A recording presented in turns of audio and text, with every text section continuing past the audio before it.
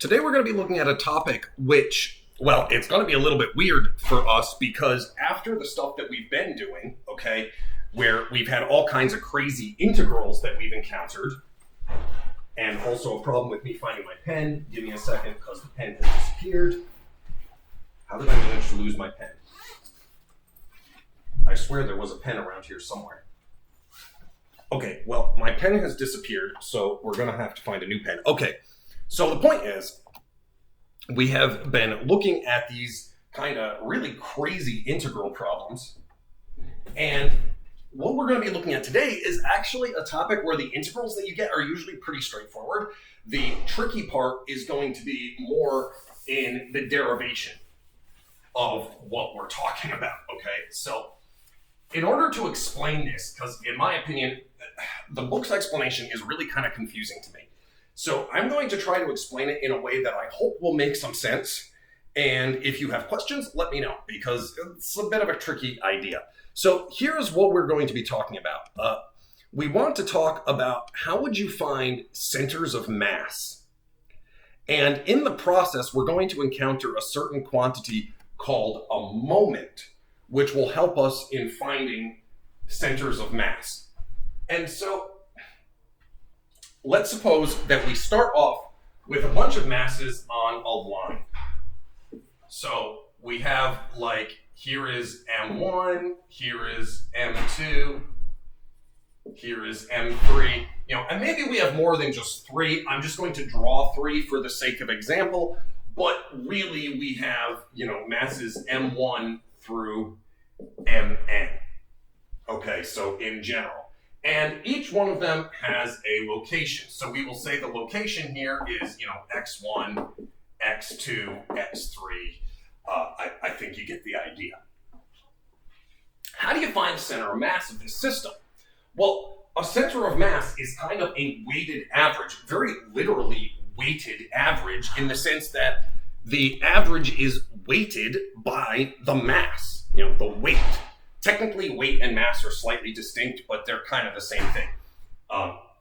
Strictly speaking, a weight is a force, and a mass is, it is the mass charge of an object. Okay, so they are slightly distinct, but let's not get into all the technical differences here in physics. So the idea is that the center of mass is going to be given by a weighted average. And how do you find the weighted average? Well, you take the mass and you multiply it by its location. So you take M1x1 plus M2x2 plus all the way up to Mnxn.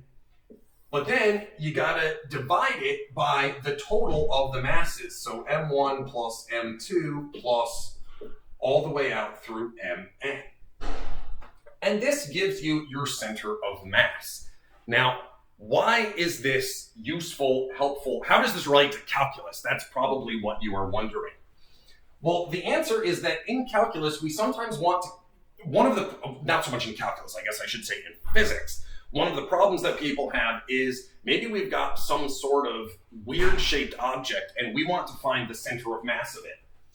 And there are other things that you can calculate as well. And it turns out that if your object has a weird shape, but it's a continuous object, well, you can still find the center of mass, because what you do is you can approximate your object by splitting it up into a bunch of little pieces, and then those pieces sum together like this. That gives you an approximation. In the limit, your approximation becomes an integral. This is like half of what we do in this class is to say, we can do an approximation, which is a sum. In the limit, that sum becomes an integral. Now, before we get to that, let me tell you a couple of little terminologies here, and let me make sure with my notes that I've got the terminology correct, okay? Because this is sort of important that I don't screw this thing up. This is called the moment In other words, the moment is just the numerator here. So the moment is not the average. The moment is just the thing that appears in the numerator here. And usually, technically this is called the first moment. There are other moments that you can talk about as well. And moments do occur in different contexts, but this is the only kind of moment we are going to be talking about. So I'm going to just leave it as it's a moment, okay? And so what we can say is that the average value here is going to be equal to the moment divided by the total mass. So if we write m for the total mass, then it's the moment over the mass. And usually for the moment, we express the moment with a capital M and the mass with a little m. Now, more generally, this could occur in multiple dimensions. So here is what we are going to do. Suppose now that instead of just having masses along a line, what if I have a Cartesian plane and I've got a bunch of masses scattered all over the place? So like here is mass m1 with location x1, y1. Here's mass m2 at x2, y2, and so on. Well, the answer is that I can find the center of mass by finding the average along the x-axis and the average along the y-axis. And here's the way that we define the moments. And this is something that, to be perfectly frank, can be a bit confusing with the notation, because we define m sub y, which is the moment about the y-axis. This is equal to m1 x1 plus m2 x2 all the way out to mn xn, whereas the moment about the x-axis is equal to m1 y1 plus m2 y2 plus all the way out to mn yn. And then what we can say is that if we make little m equal to the total m1 plus m2 all the way out to mn, well, then the average in the x-coordinate direction is the moment about y divided by the total mass, and the average about y is the moment about x divided by the total mass. Now, how do you remember which one is which? The way that I try to remember this, with varying degrees of success, to be perfectly frank, is that the moment about y, I'm thinking of y as fixed, and I'm looking at everything in relation to the y-axis, so I'm actually looking at the x positions. Whereas the moment about x, I'm thinking about x as fixed, and I'm looking at everything relative to the x-axis. Well, that is the y-coordinate. So this is what's weird, is that my is all about the x's, and mx is all about the y's. This is some confusing notation, but hopefully you can find a way to keep track of it with what I just said. Now, what happens when we start taking this into a more general sort of scenario? So what happens if, let's say that instead of having a bunch of points, a bunch of point masses, what if instead what we have is a lamina, which is sort of a flat sheet? And let's suppose that my flat sheet is bounded on the x-axis between A and B, and on the y-axis it is bounded between y equals, let me make sure I'm doing this the same way as in the notes, y equals f of x and y equals g of x. So we have this sheet here, and let's suppose that the density is rho. Now, for the sake of simplicity, we're going to say here that the density of this thing is constant. In general, it doesn't have to be. In general, physicists and engineers, they may have to work this out with varying, rho as a function of x or something like this, but we're not going to worry about that here. Now, how would we find the moments, and how would we find the averages. Well, the moment, if I want to do the moment about the x-axis, I'm sorry, let me start with the moment about the y-axis, because that one's easier. The moment about the x-axis is the one where things get kind of confusing. The moment about the y-axis is going to be, I can think of breaking this up into a bunch of mostly rectangular pieces, right? I approximate this thing with rectangles. Now, the nice thing about a rectangle is that the center of mass is really easy to find. And it turns out that we can find the moment by just taking the center of mass times the mass. And what is the mass going to be? Well, it's going to be the density times the area of this thing. So we're going to have a sum from I equals 1 up to n of the density times the area. So that's going to be times the height here, which is f minus g, times delta x. Well, in the limit, this is going to become, and I forgot to multiply it by x, right? Because this needs to be a weighted average. So we take its xi location and we multiply by that. So this is the sum that we get.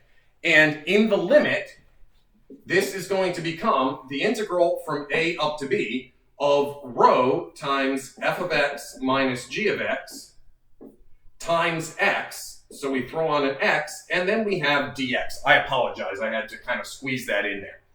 So that's what it comes out to be. And I'm just worrying here that I need to make sure that I've actually got the moment written correctly. Yay, I got it correctly. I did the derivations correctly. So this is defined to be the moment about the y-axis. And then if you want to find y bar, well, what would be the total mass? The total mass is going to be rho, or the integral from a to b of rho times f minus g dx. So that's just the total mass. That one's easy because you're really just finding the area of this thing and multiplying it by rho. And we know how to find the area of a region. The moment is going to be taking the integral weighted by x. So this part is rather easy. And then what we can do is we can just say, well, the center of mass for x is going to be my divided by m. And in fact, when you do that, the rho is going to fall out of the equation. So the center of mass here is not going to involve rho at all in the end result. Now, if rho is not constant, that makes things more difficult because then you have to think of rho as a function in its own right. And then it doesn't just factor out as a constant from the integral. But as long as rho is just a constant, that makes these problems relatively simple. And as you can see, this is not usually going to be such a bad equation to deal with, right? I mean, it could be bad depending upon what f of x and g of x are, but a lot of functions, this is actually not going to be a terrible integral to have to do. Okay, so the problem then becomes, what if we want to find the average in the y direction? This becomes much, much more annoying. Why does it become much, much more annoying? Well, because we need to find the moment about x. Now, what in the world is the moment about x?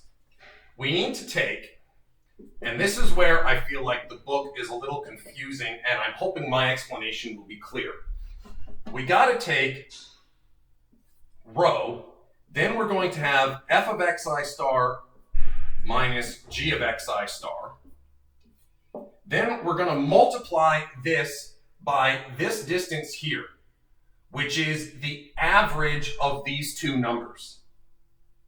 So that's going to be f of xi star plus g, that's not a g, let's try to draw an actual g, g of xi star divided by 2. And then this is going to be times the width of the rectangle, which is delta x. I hope you can see where I got this formula from, okay? Because if you can see this, then the rest of this is going to be clear. But if you don't see this, then the rest of this seems like some crazy magical formula, okay? And this is why I want you to spend a minute And think about where this comes from. So what we have in here, this is the height of the rectangle. The delta x is the width of the rectangle.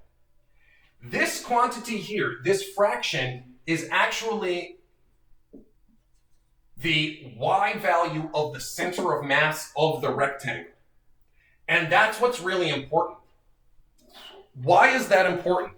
Well, because look at what happens when I do this. This actually simplifies really, really beautifully because this is a product of a sum and a difference. So this becomes the sum, I equals 1 to n, rho of, or times, f of xi star squared plus, not plus, minus g of xi star squared. It helps if I do basic algebra correctly, times delta x. There we go. So we have the difference of the squares here, and in the limit, as n approaches infinity, this becomes the integral, oh, I lost a factor of 2. This becomes the integral from a to b of rho over 2 times f of x squared minus, actually, we'll put the square in there like we usually do, g squared x dx. So this is my moment about the x-axis.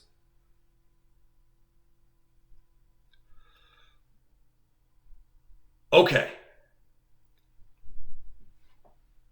Like I said, these are not too difficult to work with in a lot of situations because for a lot of functions, these are sort of like whatever, you know, these are just, they're just whatever they come out to be.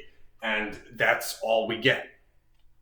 So what we can say here is that, you know, this is an application of integration as usual. And I wanted to show this to you just because I figured, you know, it's good to see where integration comes up in all kinds of situations. So let's just take a brief look at one application of this sort of thing, and then we will we'll kind of leave this aside because it is a fairly specialized application. But let's suppose that we want to find the, by the way, the location of the center of mass is also called a centroid. So let's suppose that we want to find the moments and centroid for the region bounded by y is equal to, let me make sure I'm doing the same thing here, 1 minus x squared and y equals x minus 1 with a density that we're just going to set equal to 1 because I want to make this relatively easy to do. Okay, so what is the actual region that we're looking at here? Well, the region that we're going to be looking at, here's 1 minus x squared, and here is x minus 1.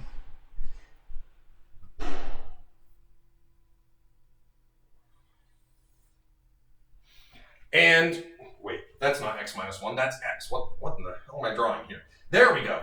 Here's x minus 1. Excuse me a moment there. And so we are looking at, here is 1 minus x squared. Here is y equals x minus 1. This is the region that we are dealing with. So where do these things intersect? Well, I'll give you a moment to work that out for yourselves. The intersections are going to occur at minus 2 comma minus 3 and at 1 comma 0. Those are going to be the two intersections. You find that by setting these equal to each other. It's not very difficult, so I will leave that to you to do. So now we just need to find the moments. So let's go ahead and work those out. Make sure you have this in your notes because I got to erase it for a bit. So the moment about, let's say that we want to do the moment about the x-axis. This is going to be the integral from minus 2 up to 1 of 1/2 times, now this is my upper function f of x, and this is my lower function g of x. So this is going to be 1 minus x squared squared minus x minus 1 squared dx. And rho is just 1 in this case, so I don't have to worry about it. Well, what this is going to come out to be, then, is we are going to get that this is equal to the integral of 1/2, or, well, 1/2 integral from -2 up to 1. When you simplify this thing out, you're going to have x to the 4th, and then you get minus 3x squared plus 2x dx. And what did I tell you? I said a lot of times these integrals don't come out to be too bad. Well, this is a fairly straightforward integral, right? And so I will leave it to you to actually do this integral. I'm just going to tell you what I've got in the notes here. It comes out to be negative 27 over 10. So that is our moment about the x-axis. Now, to me, this is a really nice change from the integrals we've been doing, like when we dealt with arc lengths and surface areas and things, because those integrals were pretty nasty. Almost all of them required some fairly sophisticated tricks, like integration by trig substitution and things like that to deal with. Finally, I'm just working with a polynomial. It's a nice break. So the next thing that I want to do is to work out the moment about y. So the moment about y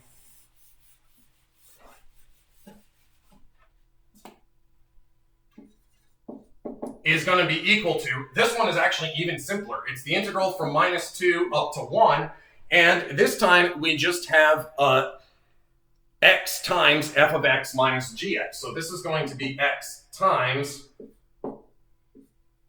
1 minus x squared minus x minus 1. Well, once again, this is an almost trivial integral to do, so I'm going to suggest that you take a minute to try to work this out yourselves and see what you get. Actually, I'm sorry, when I wrote down, oh no, I did have the right thing. I thought for a moment I looked at my notes in the wrong place. Anyway, when you work out this integral, which you should know how to do at this point, I hope, but if not, I mean, please feel free to ask me any questions if you get confused, but most of this integral is just going to be doing the algebra to get this into into a standard form polynomial, and then you're kind of done. Well, at this point, we have the moment for x and the moment for y, so this is part of our question. Then we just have to find the total mass. Well, the total mass is the integral from -2 up to 1 of 1 minus x squared minus x minus 1 dx. There we go. Okay, this is, again, a really pretty straightforward integral. There's no tricks involved. This just comes out to be 9 over 2. So then you calculate your center of mass by saying x bar is my over m. So that comes out to be negative 1/2. And y bar is mx divided by m. And that comes out to be negative 3/5. When you divide these and you simplify, you get negative 3/5. So as I said, this is actually sort of a nice little break for us, okay? We don't have to deal, in this example, with a tremendously difficult integral like we usually are. So that's kind of a nice thing. I am happy to be doing just some straightforward integrals rather than messing about with some trig substitution, partial fraction, arctangent mess that we have usually been encountering, honestly. So hopefully that example makes sense. And like I said, these are not too complicated usually, so I'm only going to do the one example for you. And I don't want to spend a tremendous amount of time on this topic because it is very, very specific to like engineering type questions, but I want to show you where this kind of thing comes up. You might wonder, what exactly are the mx and my? Well, they do in fact have more significance in physics. So if you want to talk about like what is going on with these moments in physics, yeah, they do have something to do with rotation around the different axes and things like that, okay? So if you take a physics class, you'll get into all those details. I don't want to get too far afield here, though. I do also want to note that in mathematics, there are some other things called moments that can come up. So just because somebody's talking about a moment, don't necessarily assume this is what they mean. Now, there is one other sort of related result that I briefly want to mention here. It's a very cool result, but we're not going to go into the proof, even though it's really pretty interesting. So this is something called the theorem of Pappus. And the theorem of Pappus says that if R is a region in the plane not meeting line L, so L here is a line, then the volume of revolution of R about L is the area of R multiplied by, and here I got to make sure that I get my my factor correct here. It is multiplied by the circumference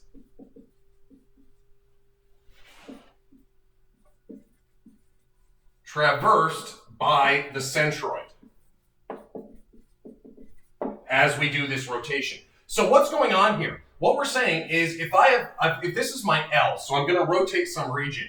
If I have some region out here, and here's its centroid, I can measure the circumference of the circle that this centroid traces out as I do this rotation, right? I take this thing, I rotate it around L. The center is going to trace some kind of circle. And some kind of circle, well, all circles have a circumference. What is their circumference going to be? It's going to be whatever this radius is. Well, the circumference is going to be 2 pi times the radius. So 2 pi times the radius times the area of this region is going to give me the total volume. Now, the tricky thing is that in order to use this, you got to be able to find that centroid, which remember is the center of mass of a uniform density region. Okay, so there we go. This is a nice application of using this centroid concept. And it can make some problems really, really easy if it happens to be the case that you can find the area of the region easily enough and you can find the centroid easily enough. For instance, let's suppose that we have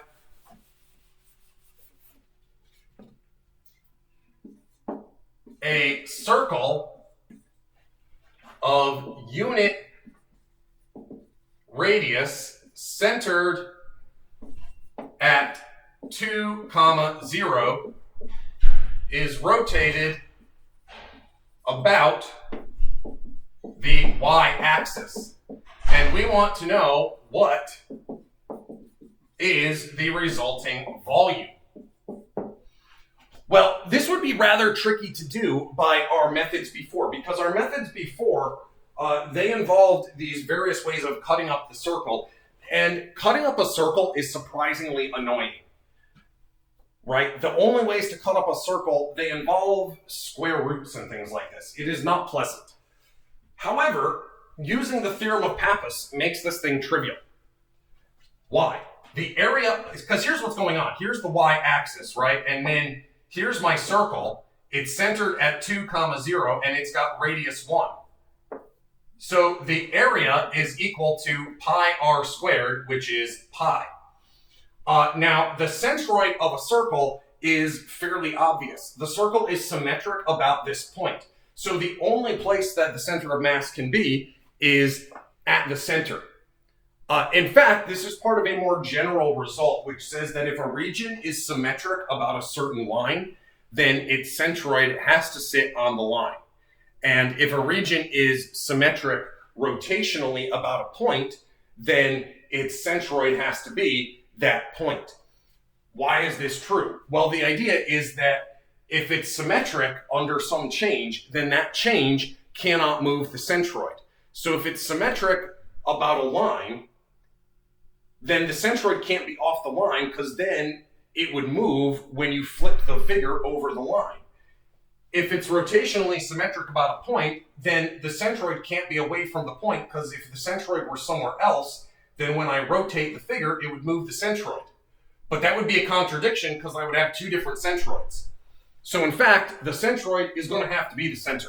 I feel like I explained that a little bit backwards. Like maybe I should have started with that, but there we go. That is where the centroid is going to be. So this means that the circumference is going to be 2 pi times the radius of 2, which is 4 pi. You take the product and we get 4 pi squared for the volume. So there we go. We've got our volume in like 2 seconds using the theorem of Pappus. Whereas if we wanted to write down the integral in terms of the method of annuli or washers, or if we wanted to do the method of cylindrical slices, either of those methods would get us the same answer, but they'd get us some fairly annoying integrals. They actually wouldn't be too bad. You could handle them just fine at this point. With all of your experience doing integrals at this point, you wouldn't have a problem, but it would take a lot longer. Now, how do you prove the theorem of Pappus? Well, you pretty much write down the two integrals, and you see that when you calculate the centroids, right, that involves certain integrals.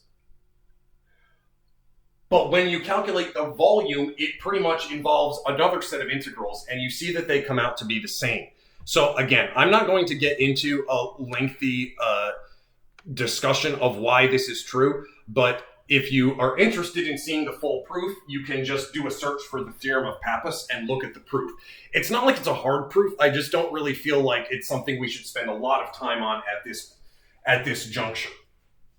There is also a theorem of Pappus that you can use for surface areas, but again, if you're really interested in that, I will leave it to you to check that sort of thing out, because I don't want to spend too much time on these sort of specialized applications.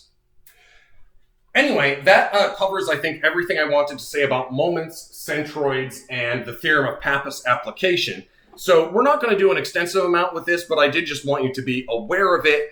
And next time, we're going to be starting in on what are known as parametric equations, which are really, really fun. Actually, I don't remember. I'm going to have to check. It's either parametric equations or else polar coordinates. But either way, some really fun stuff. And we actually get to go back and talk about derivatives and tangent lines again. So a little bit of a break too, not just doing integration.